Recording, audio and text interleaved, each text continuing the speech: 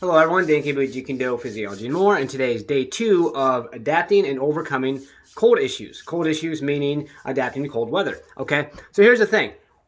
It's all about the mindset, okay? Your mindset, if you go out and you're trying to adapt to the cold, or if you go out there, and you're like, oh, I hate the cold, I can't handle it, whatever. Number one, your attitude. Number two, if you tell yourself it's cold, it's going to be cold. Not saying, oh yeah, obviously the cold is cold, the hot is hot. That's not what I'm saying. But if you tell yourself it's going to be cold, it's going to feel a hell of a lot more colder than it is last night. A good example, I was at a friend's house last night. We were sitting out on his porch, which actually it's just screened in, so we feel the cold breeze and everything. I was in a short sleeve shirt. He was in a sleeveless shirt. He's similar to me as far as adapting to the cold, but we were actually sitting there and we weren't even thinking about it. We were just talking, hanging out, whatever. Weren't even thinking about it. Looked at the temperature, then we started feeling a little bit cold. And we looked at the temperature, it was 44 degrees, okay?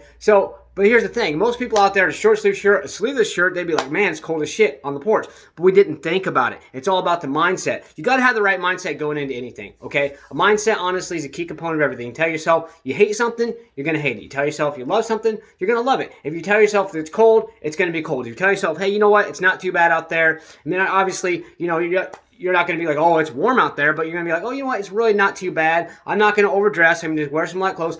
Don't think about it. Don't think about a lot of things you do. You get up in the morning, don't think about it. You want to go out and do something, go for a walk, don't think about it. That's a problem. A lot of us ponder and think about things before we do it, and we honestly psych ourselves out or we talk ourselves out of it. We got to stop doing this because this is honestly really detrimentally hurting our successes in life, okay? What are the benefits of adapting to the cold? Okay, number one, it actually, the cold exposure over a consistent period of time actually delves deep into what's called your parasympathetic nervous system, and that is honestly the actual core of your immune system. So the more slowly, again, you want to do it slowly, because if you adapt to the cold too fast, then it's actually going to break your immune system down. It's going to possibly make you sick, okay? But when you do it gradually, over time, slowly get yourself adapted to it, it delves deep into your parasympathetic nervous system, strengthens your immune system at its core to where you can handle a hell of a lot more. You're also going to notice not just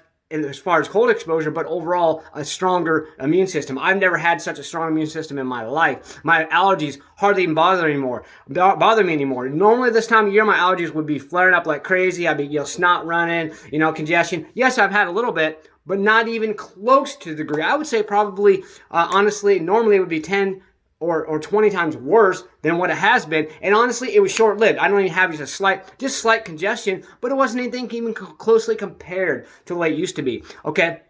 Another benefit of cold exposure is going to be obviously adapting to the cold. The cold is not going to feel as overwhelming, okay? One way we can do this, if you don't, you just can't get yourself to get out in the cold shower. Okay, you don't want to just straight up take a cold shower. I mean, you can if you'd like, and that's going to adapt you pretty quick. But when you take a hot, warm shower, whatever it is, okay, I always do this too, always end with cold water. The only thing that sucks about my water is my water really don't get that damn cold. It gets slightly cold in the wintertime decently when it gets colder out because of the pipes getting cold. But honestly, in general, my water don't get that damn cold. But that is one way. After your hot shower, take a couple deep breaths, let them out slowly, immediately, turn on the cold water. Yes, you're going to be like, oh, it's cold, it's cold.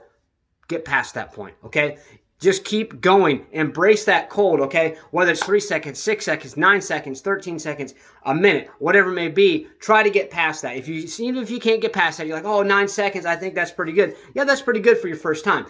However, each time, try to increase the seconds. And you're going to notice over time, all it is a matter of getting past that point of that overwhelming feeling. Once you get past that overwhelming feeling, honestly, embrace it, and it is a lovely, joyous feeling. When you get out of that shower, you're going to be like, wow, feel so invigorated, energized, your body's going to have so much more oxygen, and it's going to feel a hell of a lot better. So let's get out there, stay motivated. Believe in yourself, believe you can do it, and believe that you deserve it. Let's get out there, let's go.